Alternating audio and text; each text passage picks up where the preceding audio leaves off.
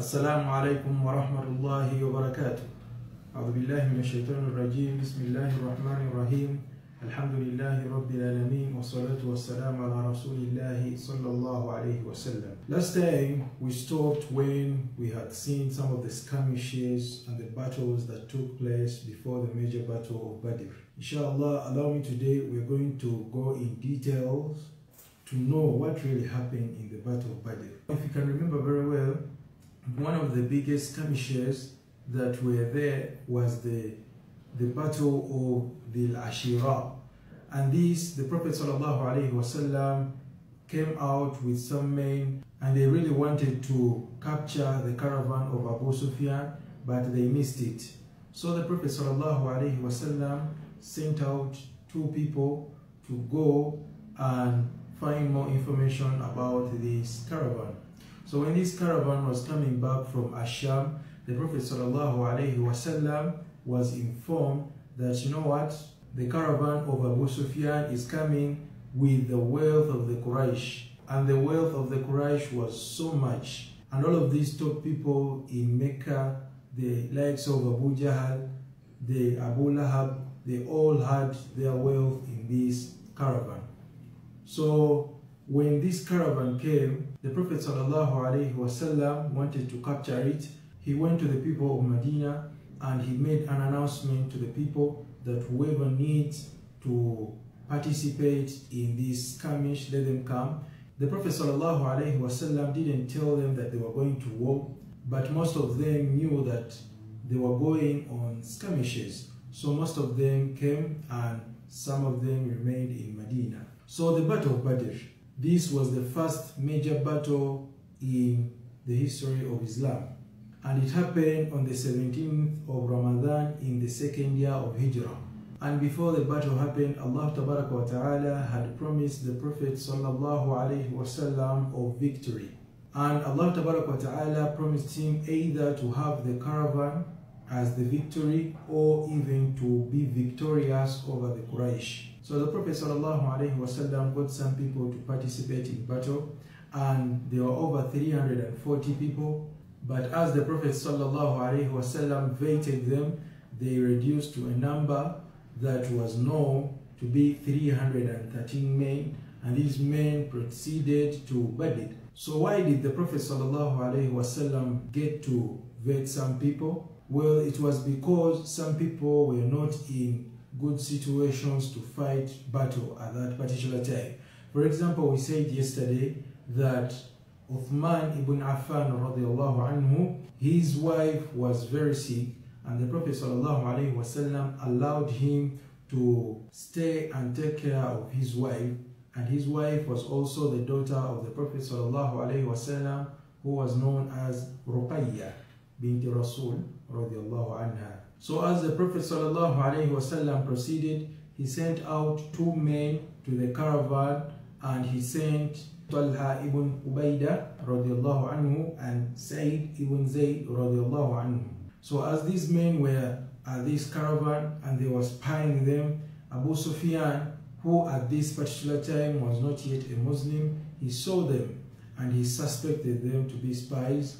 He actually saw their camels and he saw the droppings of the camels, and he was like, these people must be from Medina. Look at the intelligence of Abu Sufyan. So later on, this Abu Sufyan became a Muslim. But before that, he was a mushrik, and he was the one that was heading this caravan that was coming from Asham. So thereafter, these two men sent a message to the Prophet ﷺ to inform him that the caravan of Abu Sufyan was coming back from Asham. So the Prophet ﷺ, he communicated to the people, he made an announcement to call the people out to this expedition. Well, the Prophet ﷺ didn't tell them that they were going to war, but the people knew that the Muslims were always going for these little platoons and skirmishes, so they thought they were going for a skirmish or something similar to that. So when the Prophet ﷺ called them, they came in large numbers, and they were later vetted, and the number came down to be 313. and they had 70 camels with them, and as they were proceeding, they were sharing these camels, three people. So the Prophet ﷺ, in this regards, he sat with Ali radiallahu anhu and Abu Lubaba ibn al-Mundhir radiallahu anhu, and this man was from the Ansars. So when the Prophet ﷺ reached a place known as Ar-Rawha, he sent out Abu Lubaba ibn Abdul Mundhir back to Medina so that he may be in charge of Medina while the Prophet ﷺ was not there. The Prophet ﷺ had left Abdullah ibn Maktum in Medina as the Amir. So the Prophet ﷺ sent back Abu Lubaba ibn al-Mundhir to be the Amir in Medina at that particular time. So as he went, the Prophet ﷺ divided the army into two groups. And the first group of the army was comprised of the Muhajirin, and they had a black flag. They were headed by Ali radiallahu anhu. And the second group was comprised of the Ansars, and it was headed by Sa'ad ibn Mu'adh radiallahu anhu, and they also had a black flag.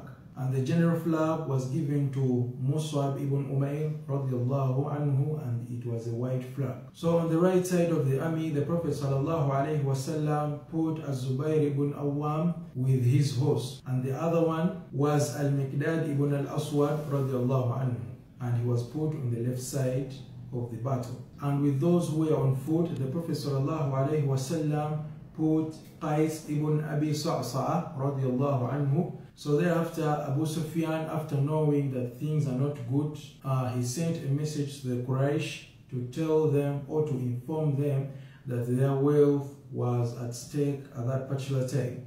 So Abu Jahl and the likes, all the leaders in Quraysh, they got mad and they're like, let's go out and let's protect our wealth. So Abu Jahl made an announcement in Mecca that, you know what, Muhammad has our wealth, let's go and fight for our wealth. And also let's go with strong men so that we destroy him completely. Little did they know that this was going to be their failure. So the Quraysh started marching towards Badr. And at the time when they left Mecca, they were a total of 1,300 men. And they had 100 horses. And all men were strong and well equipped. They were warriors. The Quraysh were initially warriors. They used to fight battles. They knew how to fight battles, and they were really convinced that they will fight the Muslims and kill them all, but this was a failure. You know the story of Goliath? He was a very strong man and he had a massive army, but Allah wa ta'ala destroyed him with just a small army. And also Allah wa ta'ala says in this regards in Surah Al-Baqarah, كم من فئة قليلة غلبت فئة كبيرة بإذن الله. How many of the big armies have been destroyed by the small armies because of the will of Allah wa ta'ala. And also in Surah Al-Imran, Allah wa ta'ala says, أعوذ بالله من الشيطان الرجيم قد كان لكم آية في فئتين التقتا فئة تقاتل في سبيل الله وأخرى كافرة يرونهم مثليهم رأي العين والله يعيد بنصره من يشاء إن في ذلك لعبرة لأولي الأبصار. Allah says, there has already been to you an example of the two armies that met, and one army was killing in the way of Allah wa ta'ala, or was fighting on the way of Allah wa ta'ala, and the rest were disbelievers, and the Muslims saw them as they were twice their eyesight. But Allah says that He grants victory to whoever He wills. That is an example for those people who have eyes. So these are some of the verses that are in Surah Ali Imran. Make sure that you go and read it and find out more information that is there. So thereafter, when Abu Sufyan was safe, he sent a message to the Quraysh and he told them that, you know what, I'm safe now, you people can now go back. But these men, the likes of Abu Jahl, they didn't listen. And now they were like, now we don't want to retrieve our wealth, now we want war. So they remained in battle. However, some of the clans went out of this and they actually went back to Mecca. For example, Banu Zakhra, they say that, well, the point was retrieving the wealth.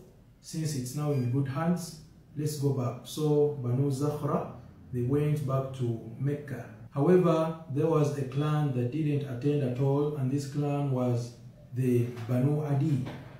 These people didn't actually attend. They had remained in Mecca at that particular time. And also Abu Lahab, who also was the uncle of the Prophet ﷺ, and this man was a very evil man. He used to torture the Prophet ﷺ. He had also stayed in Mecca at that particular time, so he didn't participate in the battle of Al-Badr. So the Prophet ﷺ didn't want to fight this battle. The Prophet's intention was to majorly capture what the Quraysh had, because this was actually their wealth.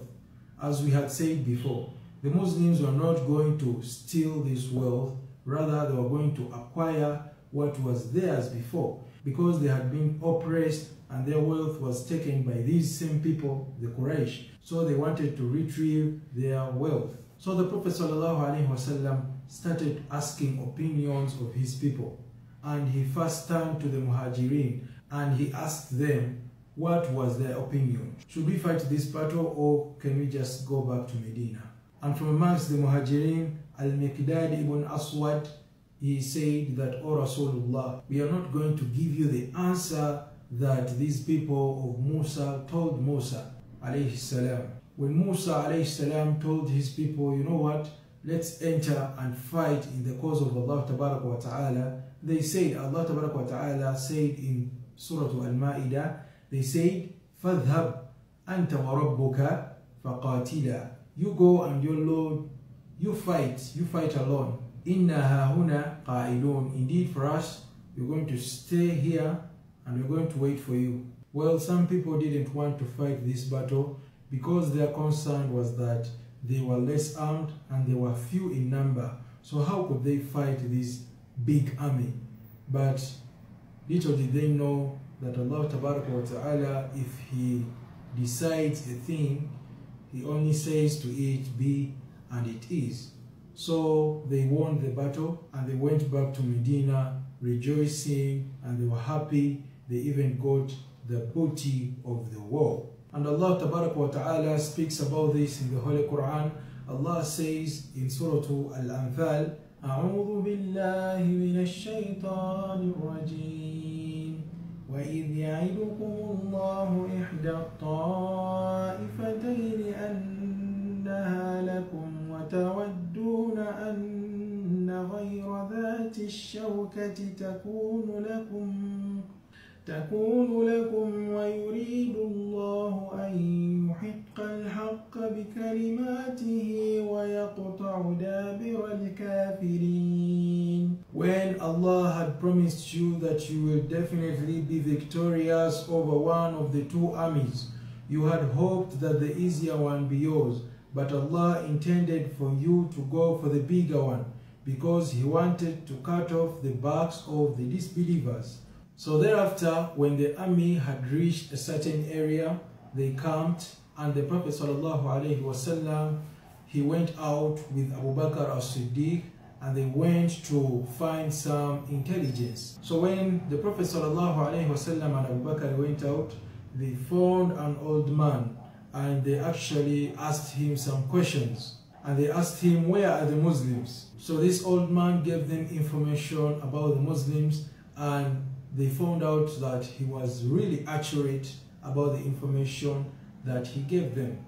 So again they asked him, where is Quraysh? So he directed them where the Quraysh were, and the Prophet ﷺ got this intelligence. And now this old man asked the Prophet ﷺ and Abu Bakr, he asked them, where do you come from? And the Prophet ﷺ told him that we come from water, because he didn't actually want to expose the information to this man, thinking that it would go in the wrong hands, and he was right. And actually we derive a Sharia from here, or a ruling, that in Islam it is allowed to lie in battle. You can actually lie in battle if you don't trust the other person, thinking that he might go and leak that information to someone else. So it is permissible to lie in battle if you don't want the information to get to that person that you don't want. So thereafter, the Prophet ﷺ went back to his companions, and he actually started training them, disciplining them for battle. And in the meantime, the Prophet ﷺ sent 2 people out to go and gather some intelligence. And he sent Ali radiallahu anhu, and he also sent Zubair ibn Awam radiallahu anhu, with them Sa'ad ibn Abi Waqqas radiallahu anhu. And as they went, they got to Ma'u al-Badri, where the water of Badr was, and they found there 2 small men, or 2 young men, and these men were actually collecting water, and they actually captured these 2 boys, and they took them to the Prophet sallallahu alaihi wasallam. And at this particular time, the Prophet sallallahu alaihi wasallam was praying. So thereafter, after praying, the Prophet sallallahu alaihi wasallam asked these boys, "Where is Quraysh?" And the little boys told the Prophet sallallahu alaihi wasallam where Quraysh were, and the Prophet sallallahu alaihi wasallam found out that the Quraysh were actually near them. And he also asked them that how many are they, and these little men didn't know the answer to this. And the Prophet sallallahu alaihi wasallam intelligently asked them, how many camels do they eat a day? And these little boys said that 9 to 10 camels are slaughtered a day. And the Prophet sallallahu alaihi wasallam came to a conclusion that these men were 900 to 1,000 men, and he was actually right, sallallahu alaihi wasallam. And the Prophet sallallahu alaihi wasallam, he asked them further that who amongst the Quraysh are there? And these young men said, most of the leaders of the Quraysh are there, Abu Jahl and the likes, except for Abu Lahab, as we had said before. So the Prophet ﷺ instructed his companions to cut off all the bells from the camels in order not to show any signs to the Quraysh that they were few in number. So thereafter, on the following day, the Prophet ﷺ told his companions that, you know what, let's go and secure the waters of Badr. So when they got there, the Sahaba known as Habab ibn al-Mundhir, he was a very wise man. He asked the Prophet ﷺ, "O Rasulullah, is this an order from Allah, or we can advise you about this?" And the Prophet ﷺ told him that no, this is not an order from Allah Ta'ala.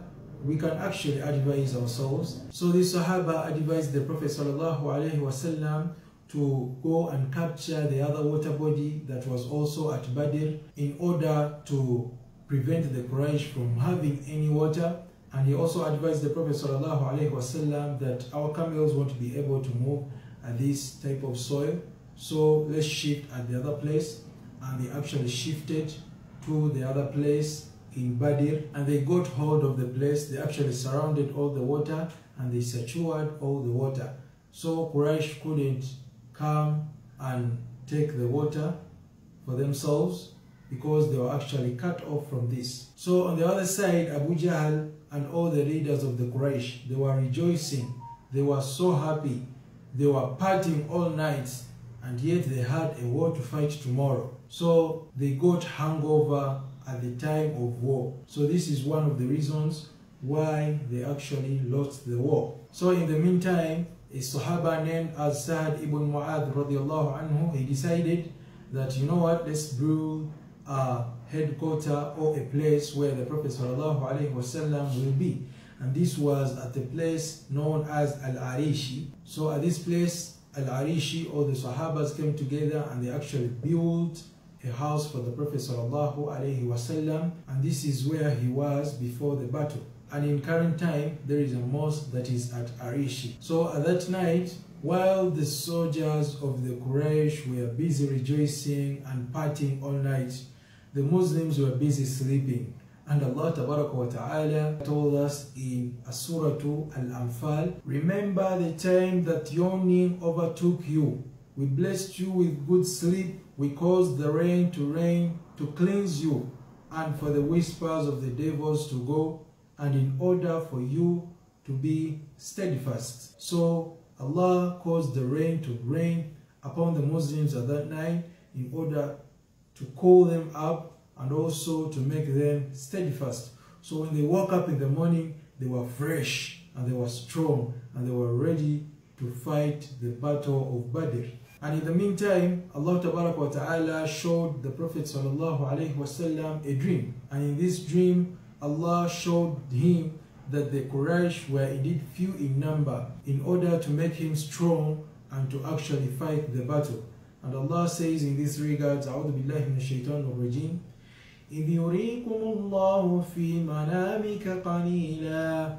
Remember when Allah made you dream a dream and He actually showed you that these people were actually few in number. And Allah says, وَلَوْ أَرَاكُمْ كَثِيرًا لَفَشِلْتُمْ. If you saw them many in number, your hearts would perhaps crumble down. So Allah Ta'ala, this is how He built the Prophet to be courageous and to fight the battle of Badr. And on the other hand of the Quraysh, one man known as Juhaym ibn Salt, he dreamed, and in his dream a man came to him while he was on a horse, and he says that Abu Jahl is killed, Umayyah ibn Khalaf is killed, Utbah ibn Rabi'ah is killed. So this man actually went to these leaders and he told them what had happened, that you know what, perhaps it's not a good idea. I had a dream and you people were dead. You were being killed. You were being court-martialed in battlefield. And these people actually didn't listen and they laughed at him, especially Abu Jahl. He laughed at him and he said, look at this man. We are going to win. We have the army. We are strong. We are many. So how comes we're going to lose? So this is what happened at that particular time. And on the following day, the Prophet ﷺ started to advise the Muslims and to give them instructions of war and discipline in war. And what are some of the instructions in war?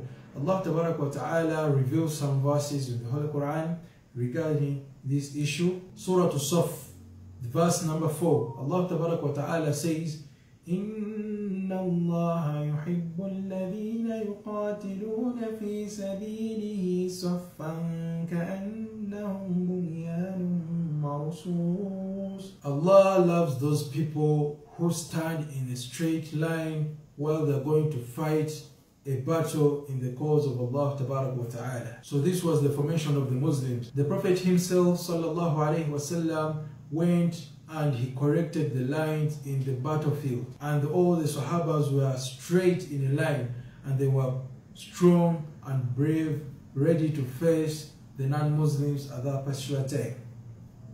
So the first row, it was a row of the archers, and the next row was the row of swordsmen.